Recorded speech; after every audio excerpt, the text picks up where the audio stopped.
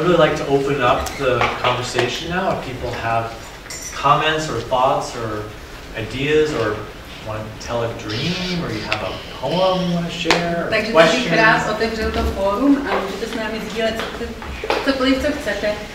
Komentář, myšlenku, báseň, cokoliv, co chcete. Sen, recept. Anything you want to do, any questions you have. I'd love to open it up.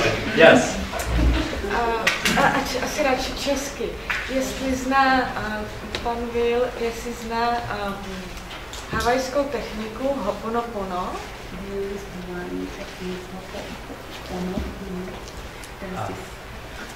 Did you hear about it? Sounds great. Let's do it. You can lead us through doing this. Můžeme to udělat. To zní dobře. Sounds great. It works with ancestors, with the ancestors. Pracuje to nějak s předky? Or with it's a conflict of people in this reality. Konflikt s lidmi v této realitě. In this book, it's described. That is better in Czech, so that you translate. V té knize je popsáno z havajského, nějaké dávné havajské víry, od havajského léčitele, že skutečně jsme odpovědní za všechno, co se okolo nás děje.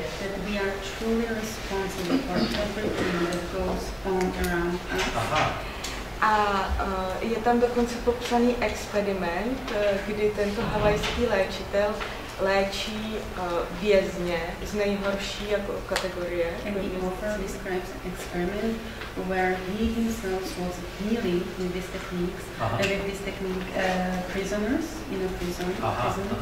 A má velmi dobré výsledky, Very good results. zdokumentované. Okay. A tato Sign me up. It sounds great. Let's do it. Jdu do toho. It's right up my alley. To je přesně. You can buy this book. Okay. It's called Ho'oponopono. Are you selling this book? But I'm practicing a bit. Thank you.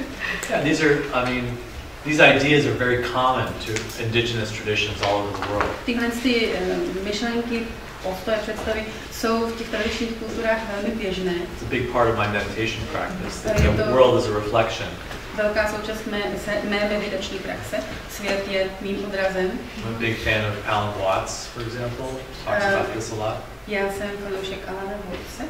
The idea that we're separate from people around us or the experiences around us doesn't make any sense from an ecological standpoint or spiritual standpoint. Že ta představa, že jsme oddělení od lidí nebo od věcí kolem sebe, vůbec nedává smysl z ekologického a duchovního. But we do need boundaries.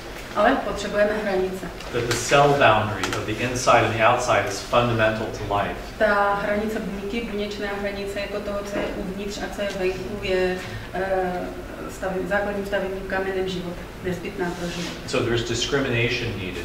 Takže je třeba rozlišovat. My friend was in an ecstatic state where he was connected to the universe. Můj kamarád byl v extatickém stavu pro propojení s vesmírem. He was one with everything, including the quantum physics nature of reality. Byl jedním s kvantovou fyzikou reality, skutečnosti. So he believed he could drive his car right into another car. Takže byl přesvědčený, že může svým autem projet jiným autem. So he lacked that discrimination, that boundary. Takže v tu chvíli mu chybělo to rozlišování těch hranic. So it sounds like a simple thing that we're not separate, but you have to work with it and understand it and explore it. Takže zní to vlastně jednoduše. Nejsme oddělení, všichni jsme jedno, ale je třeba to prozkoumávat a pracovat s tím. And it's not for everybody. I always am open to what each person needs that I work with. A taky to není myšlenka přístupná všem, ne všichni se s ní stotožní, takže já jsem vždycky otevřený k tomu pracovat s tím, co potřebuje ten člověk. But a lot of people are learning that they don't want to just get rid of these spiritual experiences that they've had in their psychosis. Ale hodně lidí se nechce zbavit a někam odložit a odhodit ty zkušenosti a prožitky, které měli v psychotických stavech. They want to learn to reaccess some of the positive qualities of that psychosis. Chtějí se naučit znovu získat přístup k některým těm kvalitám, které zažívali tady v tom stavu. So I teach the way to do that is to find empowerment and overcome isolation. Takže to, co já učím, že je třeba najít jakoby sebedůvěru a překonat izolaci. So other questions or comments? Nějaké další otázky? Yes. Já bych chtěla takhle, co Willis má, jak by dala psychologii, když je cítí, že už se do ní zase vrací, tak je to třeba odvážný. What helps you when you feel that something so what helps you to notice this? Right. One of the things that I do is I check in with myself around my sleep and my food and my exercise. Takže nejdřív si zkontroluji, jak jsem na tom se spánkem, s jídlem, s cvičením.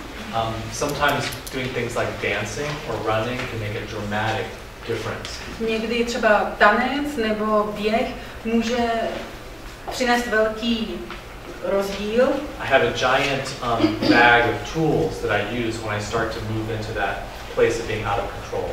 Já mám velkou tašku nástrojů, který můžu použít, když cítím, že jakoby ztrácím kontrolu. And I've taught myself to use those tools early and soon and have them available for me when I A já need jsem se naučil tyhle nástroje používat včas, sáhnout po nich včas, když je potřebuju. And everybody's bag of tools is going to be different.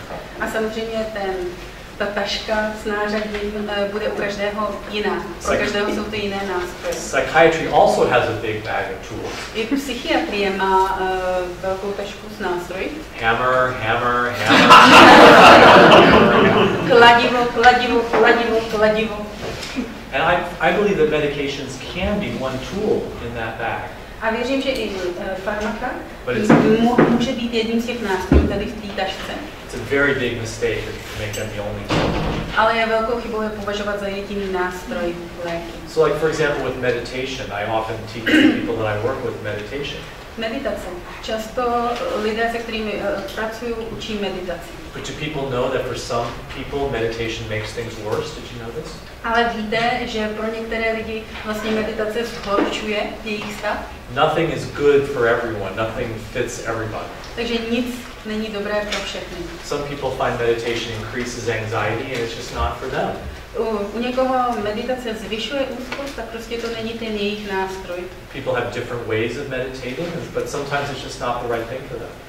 Existují různé meditace, různé způsoby meditace, ale někdy to prostě pro někoho není ta správná cesta. So in the support groups that we create, we don't say we have the answer for everyone. Takže v těch podpůrných skupinách, které vytváříme, říkáme, že máme tu správnou odpověď pro všechny. We say we're going to create a conversation where everyone can share what they've learned, and then you can discover what works for you. Říkáme, budeme si tady povídat o tom, kdy každý řekne, co funguje pro něj, a ty si můžeš začít objevovat, co bude fungovat pro tebe třeba. And so it's often a long process of trial and error. Takže je to často dlouhý proces jakoby objevování, pokus omyl. So food is very important, exercise, sleep is very important. Jídlo je důležité, cvičení, spánek. But the most important thing is for me to have people that I can connect with. Ale pro mě je nejdůležitější mít lidi, se kterými se můžu spojit. And I've learned to coach them how to help me when I'm in a difficult time. A já jsem je naučil, jak mě pomoct, když jsem v potížích. So they've learned the things that work and that don't work with me. Takže oni se naučili, znají ty věci, které u mě fungují a které u mě nefungují. For example, one of the worst things you can do when I'm having a difficult time Takže jedna z nejhorších věcí, které můžete udělat, když jsem v obtížné situaci, is to say, Will, are you okay? Will, jsi v pořádku? Something wrong? Něco se děje? And my friends have learned this. A moji přátelé to vědí. I want them to focus on themselves. Já chci, aby se zaměřili sami na sebe. I want them to say, Will, I find that I'm worried about you. Chci, aby řekli, Wille, hele, cítím, že mám o tebe strach. Can you help me to be less worried? Můžeš mě pomoct, abych měl menší strach o tebe?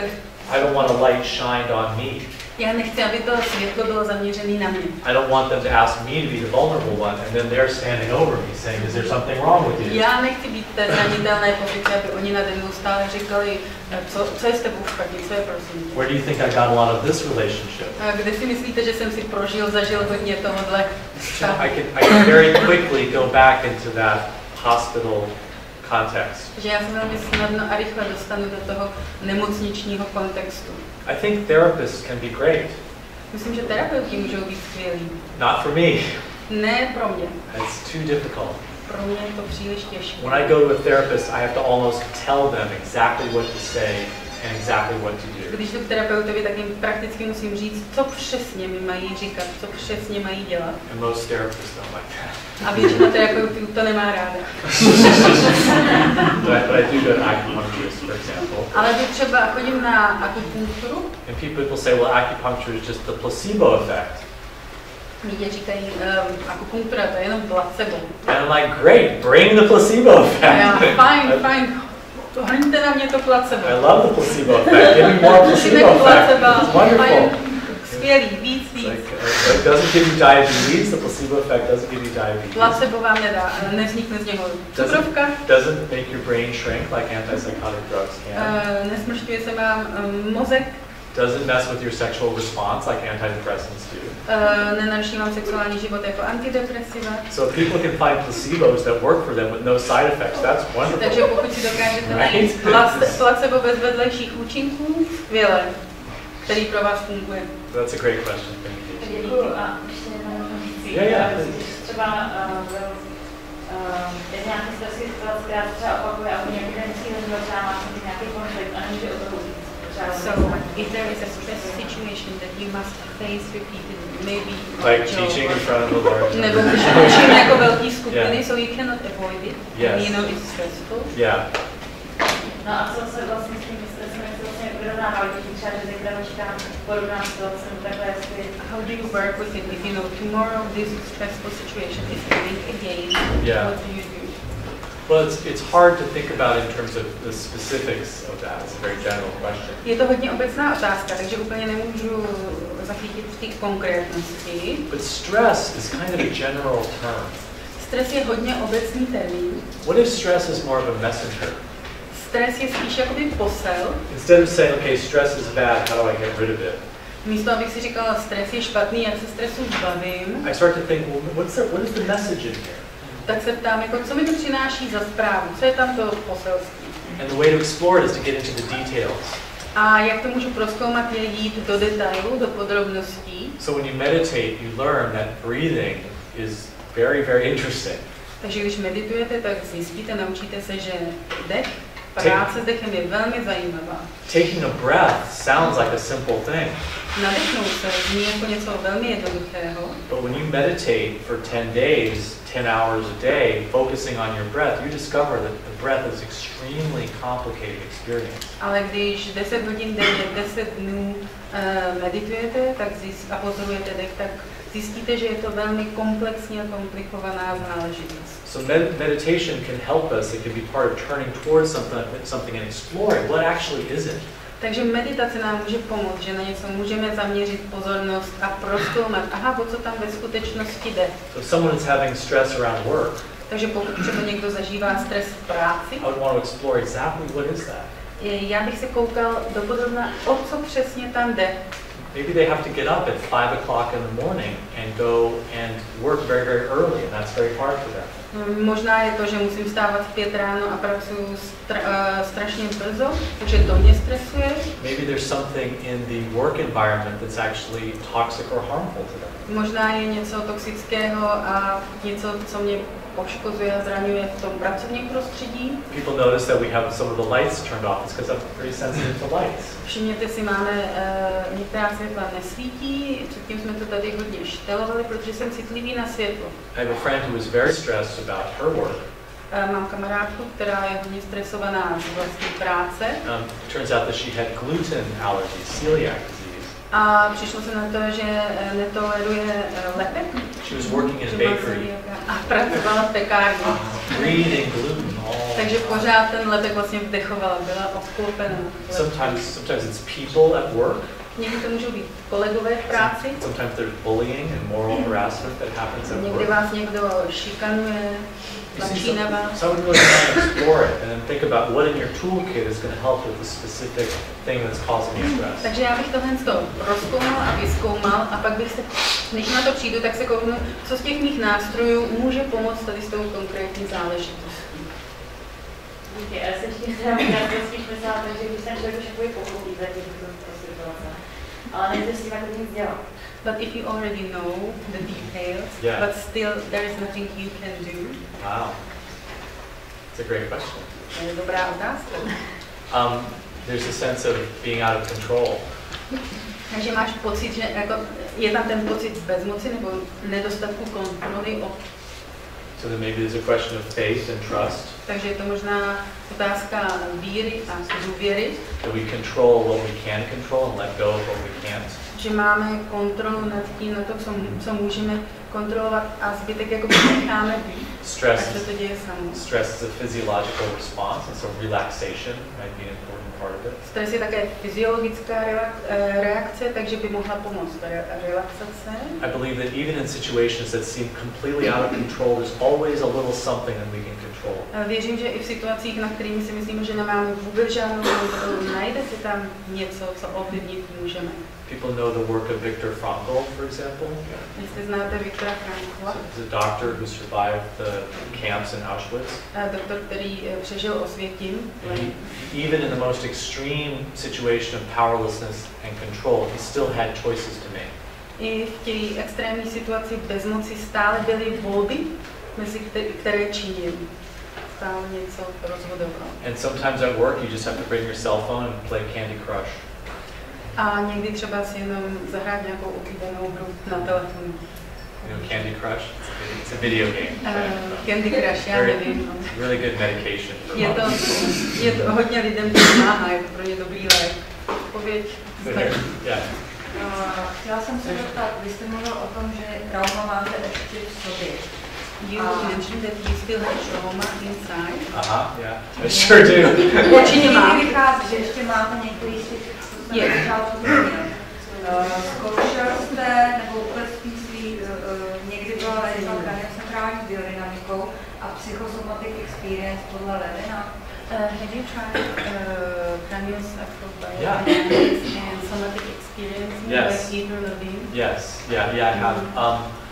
Yes, the somatic approaches to trauma I think are very interesting to study. Určitě ty somatické přístupy k traumatu jsou hodně zajímavé. To me they're very closely related to vipassana meditation and body-oriented meditation.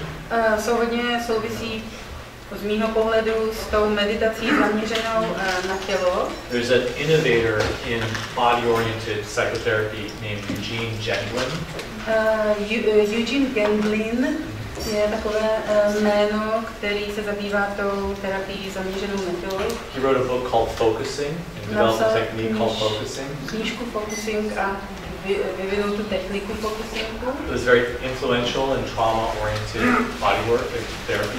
Která hodně ovlivnila tu terapii zaměřenou na tělo, pracující s tělem. So yeah, I found this work very useful and interesting. Takže pro mě tahle práce byla užitečná a zajímavá. I studied a kind of body-oriented Jungian therapy called process work. Já jsem studoval procesní práci, což je jungiánsky zaměřená. So instead of seeing traumatized people as somehow limited or somehow injured or somehow afflicted, there's a different view of it. Místo, aby se na lidi, kteří si prošli traumatem, dívali na nějaké zraněné, omezené. But trauma is, for me, my understanding is it is a limitation of functioning. Místo toho trauma je nějaké omezení funkce. But it also at the same time is a learning process and it has something positive to offer. Ale zároveň je to učební proces, ze kterého může vzejít něco pozitivního. So I think traumatic memories are carried for the collective and for the culture. Traumatické vzpomínky jsou neseny pro to kolektivní a pro kulturu. Sometimes we see trauma as being someone is broken.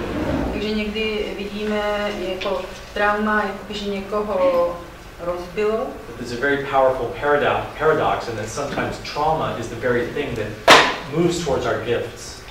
Ale je tam i ten paradox, že trauma nás může postrčit a navést těm našim darům. And the organism has an ability to use trauma in a positive way. A organismus má tu možnost a schopnost využít traumatu pozitivním způsobem.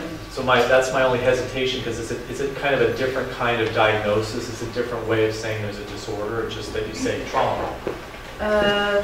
Já tam trošku váhám, protože je to jenom jiný způsob, jak jakoby vyřknout diagnózu, že to řekneme trauma.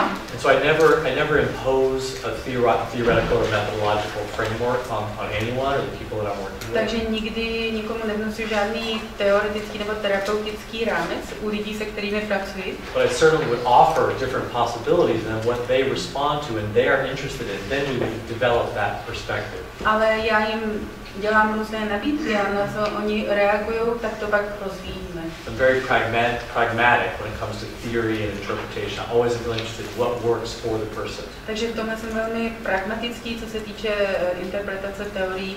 Vždycky volím a hledám to, co funguje pro toho daného člověka. There's a huge danger of a therapist using their interpretation to defend against very legitimate criticism of themselves. Je vždycky nebezpečí. There's a danger that a therapist uses a diagnosis as a way of defending themselves Je from the nebezpečí, že patient. terapeut využije diagnózu, aby ochránil sám sebe před tím pacientem. So the client says, you're doing a bad job as a therapist. Když ho pacient obviní z toho, ale nepracujete dobře. And the therapist says, well, this is your transference. A on řekne, to je váš přenos. Or this is your trauma. A nebo tady se projevuje vaše trauma. Rather than saying, well, I don't understand that. A místo, aby řekl, tomu nerozumím, But I want to find out more about it, so that I will understand it. Rád bych zjistil víc, abych to pochopil. Yes. Dá se něco dělat s polepkovým křesem?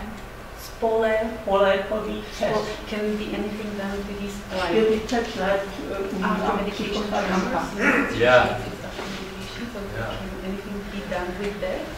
That's a good question. To je dobrá otázka. I believe that all bodies and all brains are always healing all the time. Já věřím, že tělo, mozek se vždycky léčí, jakoby hojí. So just as we digest naturally and we breathe naturally, our bodies naturally heal. Stejně jako automaticky nebo přirozeně trávíme, tak naše tělo se jakoby přirozeně hojí. The most important factor in healing our bodies is the connection that we have with other people. Nejdůležitější pro to hojení, pro to léčení je spojení s druhými lidmi. Having love and good relationships and closeness is really important. Blízkost. People heal better and faster from anything when they have that good connection. Lidé se léčí, hojí mnohem rychleji, když tam je nějaký ten dobrý vztah. I do work with people who have tardive dyskinesia or have different kinds of injury from the medications that they've Já pracuji s lidmi, kteří trpí jakoby různými poškození pobraní léků. Tardive dyskinesia or they have cognitive problems nebo from mají their kognitivní problémy, or persisting sexual or mood problems from their medications. nebo problémy s pohlavním životem po medikaci. I never say that these things are permanent. A nikdy neříkám, že tyhle věci jako jsou trvalé nebo nenapravitelné. It may be that it's very difficult to change them and overcome them. Může být velmi těžké je překonat, změnit. It may be that they won't change and they won't be overcome for some people. Možná u některých lidí je nelze překonat, nelze dosáhnout té změny. But the attitude that healing is always possible, I think, makes healing more possible. Ale ten postoj toho, že hojení je možné, podporuje a napomáhá tomu hojení. I believe that often the symptom shows the thing that needs to be healed. Já věřím, že symptom ukazuje na tu věc, kterou je třeba vyléčit, zahojit. So I know people who have movement problems with palsy and different kinds of movement limitations. Takže já znám lidi, kteří mají různé pohybové problémy a omezení. Who find that dancing can really help them. A jim pomáhá třeba tanec. The symptom is in movement and so the healing is in movement. Takže ten symptom se projevuje v pohybu nebo omezení pohybu a to hojení, léčení také je pohybem. For myself, I've had experienced physical pain. Já sám mám zkušenost s fyzickou bolestí. And the solution for that for me has been body awareness, being more aware of the physical pain, noticing my body. A pro mě tím řešením bylo jakoby tělesné vědomí, ještě více si uvědomovat a věnovat pozornost té bolesti. The good news, I think, is that there's a big international movement of patients who are asking these kinds of questions. Co je dobrého, je, že existuje velké, silné mezinárodní hnutí pacientů, kteří s těmito otázkami přicházejí. Is it possible to heal this? What's the best way? Should I try this? Je možné vyléčit tohle. Jak nejlépe přistupovat tady k tomu? Měl bych zkusit tady to a to? So now with the internet, people can get involved in these forums and discussion groups and Facebook groups to start these discussions. Takže je možné přes internet, na fórech rozebírat tyhle věci. So I don't have that experience of the shaking, but maybe if there's well, there's the relationship piece, so maybe getting somebody to help you. Tam možná přichází na řadu ten vztah, takže mít někoho, kdo vlastně může a kdo s tímhle může pomoct. And then the first message you send is I can't use the computer. A první zpráva, kterou pošlete, nemůžu používat počítač. Please set up a phone call. Let's talk on the phone. I'm in Czech Republic. Možná si můžeme zavolat, jsem v České republice. Or having a helper who can help read through things. Nebo mít asistentku, která by s tímhle pomohla. Because I think the best way to find healing is to approach the people who have already healed from it, from the same thing. Nejlepší způsob, jak jakoby nastartovat léčení, je spojit se víc lidmi, kteří jakoby tím léčením už prošli, nebo hojením, nebo procházejí. And I'm a big believer in people trying holistic approaches and nutritional approaches. They may not work for everyone, but I think everyone should try them and explore them. Já hodně věřím v holistické přístupy a třeba jakoby léčení jídlem, potravinami. Nemusí to zase fungovat pro všechny, ale určitě by se to mělo vyzkoušet. For example, there's growing research that essential fatty acids like fish oils can really help the body and the brain to heal. Že esenciální mastné kyseliny, jako je rybí olej, třeba může hodně na pomoci. Antioxidants like vitamin C. Antioxidanty, vitamin C. Vitamin B and vitamin D can also really help with Vitamin depression. B, D pomáhá třeba s depresí. So I would say the most important thing is to cultivate a sense of hope and possibility. Nejdůležitější je kultivovat ten pocit naděje a možností, jako neomezených možností. Thank you. Thank you. Děkujem. Other questions or Další otázky? thoughts? Yes, we'll come here, yeah. Já jsem se chtěl zeptat, nějak jsem to uniklo, nebo to nebylo vyprávěno. I wanted to ask, maybe I missed it, maybe you didn't say it. Yeah. V nemocnici teda bral léky. So in hospital you were on meds, you were on medication. Yeah. Ano, v nemocnici bral A léky. jste se rozhodl, že to prostě vyléčíte vůli, nebo že to není nemoc, nebo že jste Yeah. The thing about the medication in the hospital is that none of them ever helped me. Ta jedna věc o léky v nemocnici mi nikdy nepomohly. So other people may have had a positive experience. I just didn't ever have a positive experience. U jiných lidí to mohlo mít nějaký pozitivní přínos, ale já jsem s léky nikdy pozitivní zkušenost neměl. In fact, because the medications weren't working, they told me, well, we've tried everything, so now we're going to try electroshock therapy. A možná protože nefungovaly ty léky, tak řekli, no tak už jsme vyzkoušeli všechno, tak teď zkusíme elektrošoky. And they said they had tried everything, but really what they meant was they had tried all the medications that they could, antipsychotics, mood stabilizers, lithium, anti-anxiety drugs. Co vlastně mysleli, že vyzkoušeli všechno, že vyzkoušeli všechny druhy léků. Antidepresiva, Antipsychotics, yeah. antipsychotika. And so the way that the laws are in the United States, that they required my consent. I had to agree to do the electroshock therapy. Ve Spojených státech je právo nastaveno tak, že já musím souhlasit s elektrošoky. And I was very confused, and I really wanted to get better, so I was considering the electroshock that they said was going to help me. Já jsem byl hodně zmatený, chtěl jsem se cítit líp, takže jsem skutečně zvažoval, že bych jako ty elektrošoky podstoupil. Of course, you have to remember that I was locked up. I was not going to be allowed to leave. I was considered too incapable of taking care of myself. Musíte si uvědomit, že jsem byl na uzamčeném oddělení, nedovolili by mi oddělení, takže jsem byl jako nesvéprávný nějakým ohledem, neměl jsem na svou kontrolu. And so I was considering doing the electroshock. Takže já jsem zvažoval elektrošoky. And then the social worker came in and she said, well, Mr. Hall, we're releasing you tomorrow. A pak přišla sociální pracovnice a řekla, pane Hole, zítra vás propouštíme. I said, what? You're releasing me tomorrow? Co? Zítra odcházím? And she said, yes, the insurance money to keep you here has run out. Protože peníze od pojišťovny na to, abyste tady mohli být léčen, abyste tady mohli být, už došli, nevyčerpali.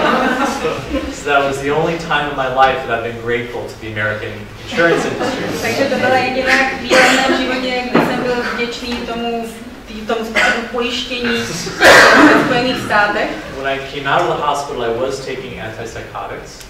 Když jsem byl propuštěn z nemocnice, bral jsem antipsychotika. They were really changing my personality. I couldn't read. I really lost touch with who I was. Hodně měnili moji osobnost. Nedokázal jsem číst, ztrácel jsem spojení s tím, kým jsem. And I got lucky, and there was a doctor who took me off of the antipsychotic. A naštěstí jsem narazil na doktora, který mi, jak by řekl, přestanete užívat antipsychotika. It was very dangerous how he did it because he did it too fast. He just stopped the antipsychotic. Bylo hodně nebezpečný způsob, jakým to udělal, protože to udělal příliš rychle. And I did go into a psychotic crisis as a result of that. I just stayed in my room at the homeless shelter, and I was in very, very bad crisis. Takže jsem se dostal do psychotického stavu a potom jsem jen zůstával v tom svém pokoji v tom přístřešku pro bezdomovce. And this was because of the withdrawal effects from the antipsychotic. A to bylo kvůli těm účinkům vysazování těch antipsychotik. But I was lucky that I wasn't hospitalized or I didn't try to kill myself during that process. A měl jsem si štěstí, že v tu dobu jsem nebyl hospitalizován, ani jsem neskoušel spáchat sebevraždu. And a lot of doctors, they take people off the medications too fast. If they do take them off, they take them off too fast. A hodně lékařů, když teda jakoby se rozhodne vysadit léky u některých pacientů, tak to udělá moc rychle. And the person has a withdrawal and they say, oh, that's your psychiatric, that's your mental illness coming back, you need the medications. A u mnoha lidí se projeví jakoby důsledky tady toho náhlého vysazení a oni řeknou, aha, projevuje se u vás symptomy vaší diagnózy, takže musíte znovu začít brát léky. Rather than saying, okay, let's maybe go more slowly next time, let's do it differently. Než aby řekli, tak zkusíme to trošku pomalejc, tentokrát jinak. This is one of the reasons that I wrote the harm reduction guide to coming off psychiatric drugs. I'm very grateful it's been translated into Czech. Proto já jsem napsal toho průvodce vysazování lék. Já jsem moc rád, že byl přeložen do češtiny. Because it's not about just dosage or how fast you go. There's many different things that are involved. Protože nejde jenom o dávkování a jak rychle se to vysazuje, ale spoustu ostatních dalších věcí. It's a whole life change process, not just a dosage change process. Je to celý proces změny života, životního stylu, nejenom změny dávkování. So, other questions? Další otázka. Oh, right, here, yeah. Hang on. Let's go, we're going to go here, then we'll come. Ještě máme tady jednu otázku a pak So here, and then you'll be next. Yeah. What's that? Go ahead. No, you're next. You've been talking about voices that must be heard. Mluvil jste o hlasech, které... Check and then she'll result, so it's for everybody, yeah. Okay. And I know that you know. Would you want to say it in Czech so everybody can hear?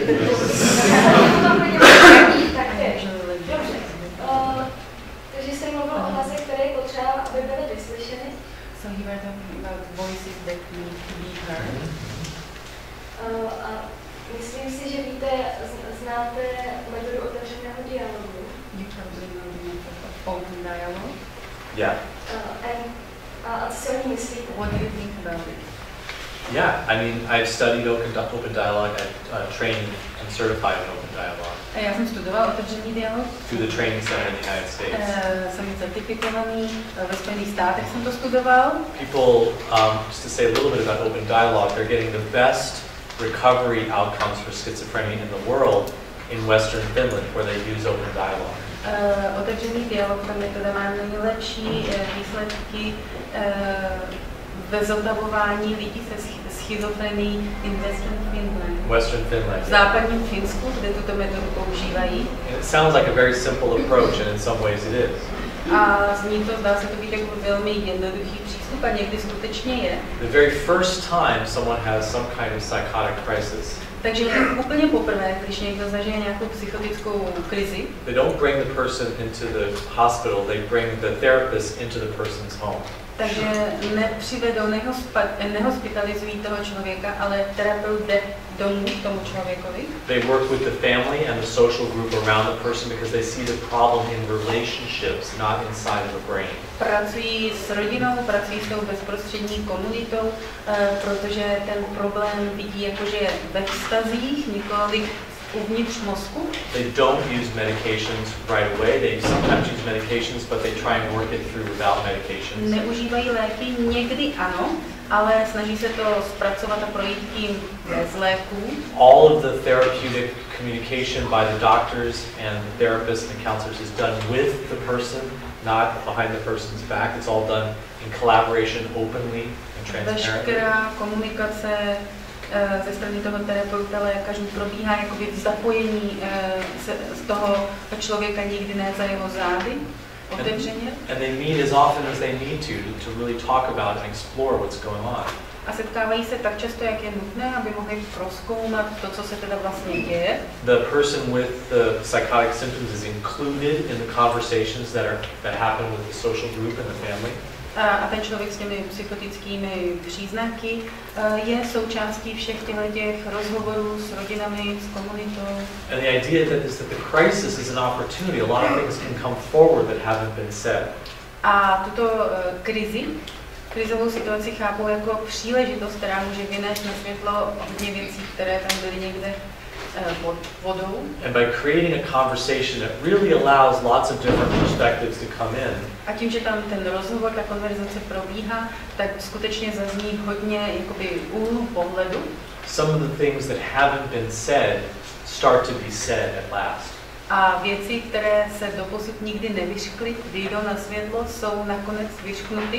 And it seems that in families sometimes when something hasn't been said and needs to be said, it'll be expressed in another way. It'll be expressed through a body symptom and through the psychotic experience. A zdá se, že v rodinách, když se o něčem nemluví, když se něco neříká nebo neřeklo, tak často to vyjde na světlo skrze něco jiného, skrze tělesné symptomy, nějak jinak. So in a time of crisis, in creating this listening space of a conversation, it allows things to be said, and that seems to be what helps the psychotic symptom to Takže v be této overcome. krizové situaci se vytvoří ten prostor promluvy a naslouchání a to se zdá, že jakoby hojí hodně těch psychotických symptomů.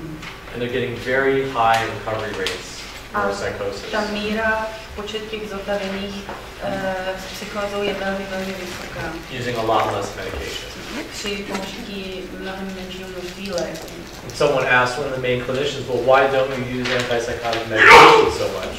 A někdo se ptal, tak proč nepoužíváte ty antipsychotika v takové míře? The clinician just says, we just don't need to. Ale řekl, prostě nepotřebujeme. The conversations that they create with the therapist as equals itself serves a therapeutic function. Ten dialog, který vznikne, kdy všechny ty strany jsou sobě rovné, funguje jako ten lék. There's a great film about open dialogue that's on YouTube that you can watch. Na YouTube je skvělý film o otevřeném dialogu. And there are a lot of people around the world, myself included, who are learning from open dialogue and trying to take these ideas into transforming systems. A hodně lidí, včetně mě, se snaží poučit z otevřeného dialogu a integrovat ty prvky do svých přístupů. I think it comes back to this idea of empowering people by listening to them and overcoming isolation by building connections between people. Myslím si, že to jde o to, že dodáváme tu sebedůvěru a moc tomu člověku a překonáváme tu izolaci. Thanks for bringing that up. Takže děkuji, že Jak se jmenuje ten film? Jak se jmenuje ten film? Otevřený dialog. It's called Open Dialogue. Otevřený dialog. By Daniel Mackler. Je to snadno k nalezení. Okay, so let's go in the very far back. We'll do some more folks in the back too. Častý frekvence těch setkání, těch lidí, když třeba byl v krizi, tak jaký jsou optimální, nebo jaký měl možnosti podpory, když se... Frekvence setkání? Jako, že potřebuje podporu do těch blízkých, tak jak často třeba do kontaktu. What was the frequency of support you needed when you were in a crisis? I mean, as much as possible. Co nejvíc, co největší míře. Way more than I got. Mnohem víc, než se mi dostalo. I think that's one of the problems, is that often people aren't available. Myslím, že to je jeden z těch hlavních problémů, že ty lidi jako nejsou k dispozici, že potřebujeme. There's no place to go. Nemáte kam jít, kam se obrátit. A lot of the families that I work with that are in crisis, really, they just need someone to help them. They just need someone to be in the home with them, so they're not taking care of everything themselves. Hodně lidí, hodně rodin v krizi, se kterými jsem pracoval, prostě by jenom potřebovali, aby tam s nimi někdo byl. But they don't have that, so they end up relying on the hospital. Ale to bohužel, jak by nemají tu možnost využít takhle těch vnitřních služeb, tak skončí v nemocnici. Now I have people in my life that they know if I send them an emergency message that they know to get back to me right away.